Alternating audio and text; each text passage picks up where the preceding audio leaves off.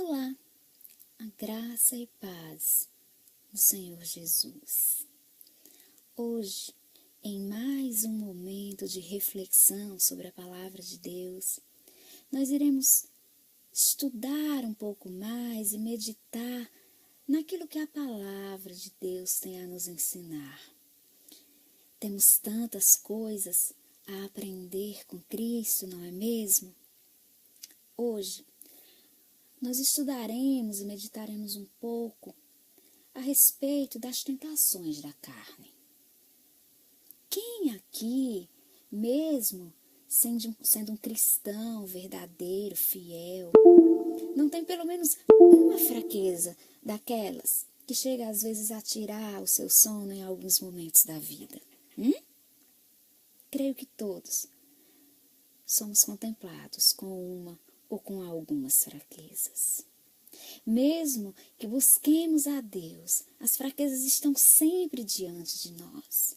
A Bíblia chama isso de guerra do espírito contra a carne. Isso está escrito no livro de Gálatas, no capítulo 5, verso 17, onde o apóstolo Paulo passou por tudo isso e ele disse: porque não faço o bem que prefiro, mas o mal que não quero, esse faço.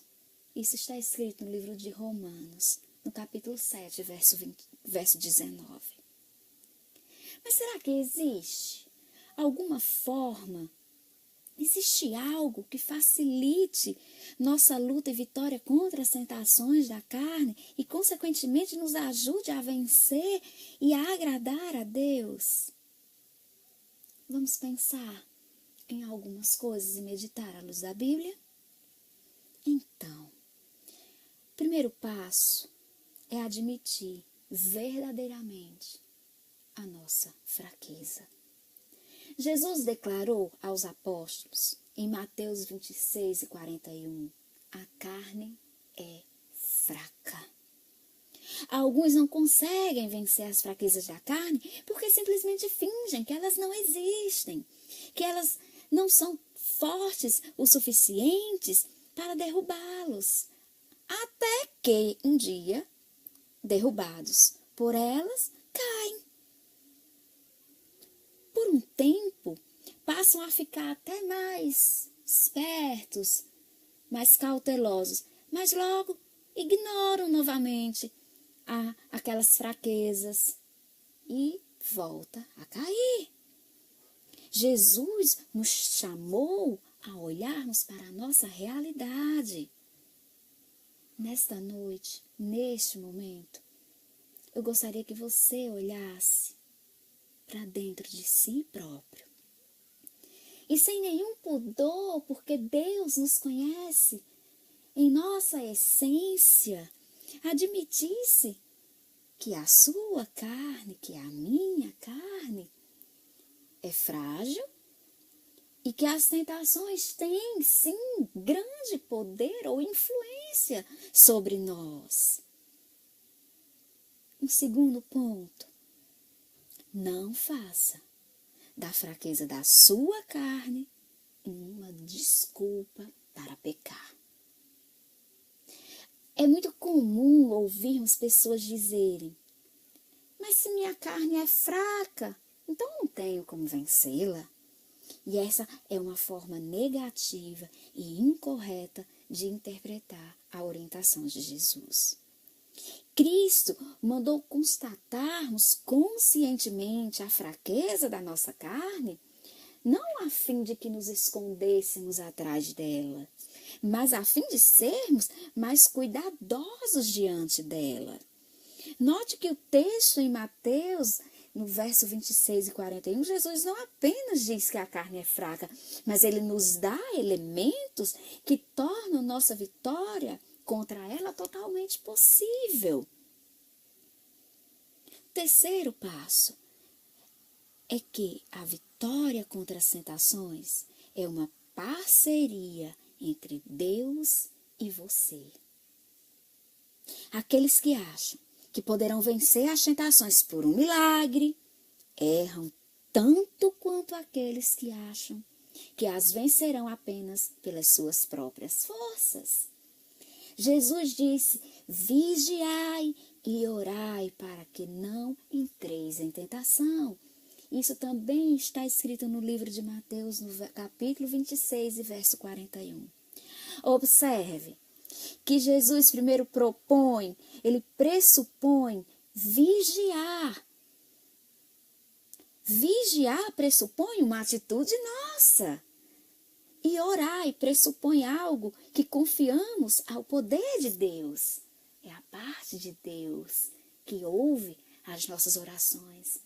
Essa passagem bíblica nos faz compreender muito claramente essa parceria entre Deus e o homem e Deus, para vencerem as tentações. Essa parceria precisa ser levada a sério pelos cristãos, porque ela funciona. Foi a parceria vista na vida de Cristo. Número 4, faça a sua parte. Não adianta nada orar e confiar que Deus nos ajudará se nós também não fizermos a nossa parte nessa parceria.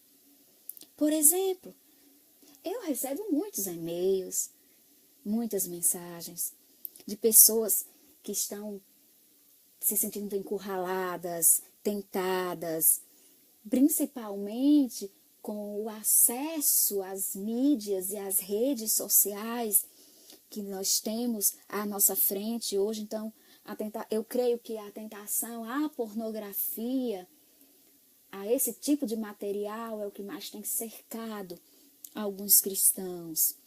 E muitos não conseguem vencer. A maioria das mensagens, dos e-mails que eu busco, que eu recebo de pessoas que buscam ajuda, elas querem uma solução mágica. E não é assim. E quando eu respondo, muitas vezes eu preciso dizer que as pessoas precisam compreender que as más conversações corrompem os bons costumes. E que elas precisam mudar de hábitos. Precisa aprender a fechar brechas. E que está necessitando efetivamente de que o seu estilo de vida mude.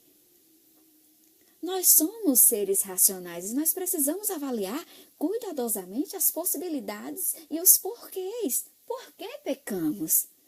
Por que caímos sempre no mesmo pecado? Por que estamos tão fracos em tantos momentos? Gostamos desse pecado? A ideia que Jesus ensina como vigiai é de um guarda vigilante, é de um cristão atento ao que está acontecendo. Isso é vigiar. E vigiar implica muitas vezes não em vigiar o outro, mas principalmente vigiarmos a nossa própria conduta, em como ela está diante de Deus.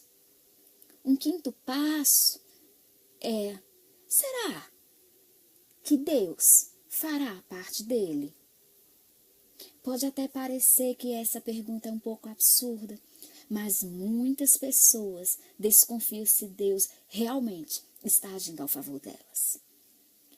Precisamos compreender que o exercício da fé e as práticas espirituais, as principais delas, que Jesus mandou foi que orássemos.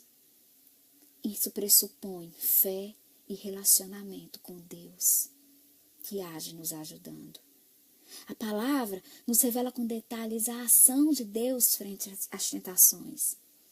A palavra diz: não vos sobreveio tentação que não fosse humana, mas Deus é fiel e não permitirá que sejais tentados além das vossas forças. Pelo contrário, juntamente com a tentação, Deus proverá livramento, de sorte que a possais suportar. Isso está escrito no livro de 1 Coríntios, no capítulo 10, verso 13. Observe que Deus limita a força e o poder das tentações, adequando-os ao que podemos suportar e vencer. E, além disso, Ele nos ajuda, sim. Mas é importante que nós demos o primeiro passo. E esse é o próximo tópico: dar o primeiro passo. Muitas pessoas estão muito machucadas por causa que vêm travando com suas tentações há muitos anos. Algumas chegam até a desistir. Porém, Deus sempre está de braços abertos para nós. Isso significa que nós devemos levantar a cabeça e nos levantar contra qualquer coisa que fira a nossa relação com Deus. Dê o primeiro passo. Reconheça a sua fraqueza, confesse-a a Deus e busque vencê-la hoje. E depois vença novamente amanhã. E depois de amanhã vença novamente. E assim por diante, todos os dias. Um dia de cada vez, uma batalha de cada vez. Mas dê o primeiro passo. Comece a vigiar mais e a orar mais. Busque tomar atitudes corretas diante da tentação que te aflige, como se você fosse um soldado diante de um inimigo que quer te machucar e tirar a sua vida. Um outro passo. Não desista se perder uma batalha. A maioria das pessoas tem recaídas diante de suas fraquezas. Algumas vezes por descuidos, outro por outro motivo. Mas se acontecer de você cair diante de uma batalha, não hesite em comparecer perante Deus e buscar o perdão dele. Deus está vendo o seu empenho, ele verá o seu empenho. E ele sabe que aquele que se esforça nessa guerra e pede perdão de coração é levantado e reerguido pela sua mão. Então levante a sua cabeça e entre novamente na guerra, mas agora mais revigorado, mais experiente, para não mais cair nas mesmas artimanhas do inimigo. Eu não sei se você é uma dessas pessoas que tem dificuldades de entender a Bíblia. Eu já fui assim. Já busquei muitas vezes compreender muitas coisas e não as compreendia. Mas não me dei por vencida, nem me deixei ser derrotada pelos inimigos. Mas o meu maior suporte veio das minhas leituras da palavra de Deus, de formar, juntamente com o Espírito Santo, um alicerce firme na rocha chamada Jesus Cristo, para que eu pudesse suportar aos vendavais e as fortes investidas do inimigo. E você? Como anda a sua leitura da Bíblia? Como tem sido o seu entendimento com relação à palavra? Pode melhorar nessa área, aprendendo a entender os assuntos da Bíblia de forma simples e rápida, através da ajuda do Espírito Santo? Quem já superou as mesmas dificuldades que você enfrenta hoje, tem buscado a Deus, tem permanecido de pé.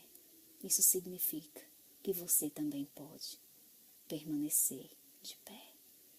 Que Deus te abençoe grandemente e que todo este momento de reflexão te leve a compreender que o cair é do homem, mas o levantar é do nosso Deus. A paz de Cristo a todos. Amém.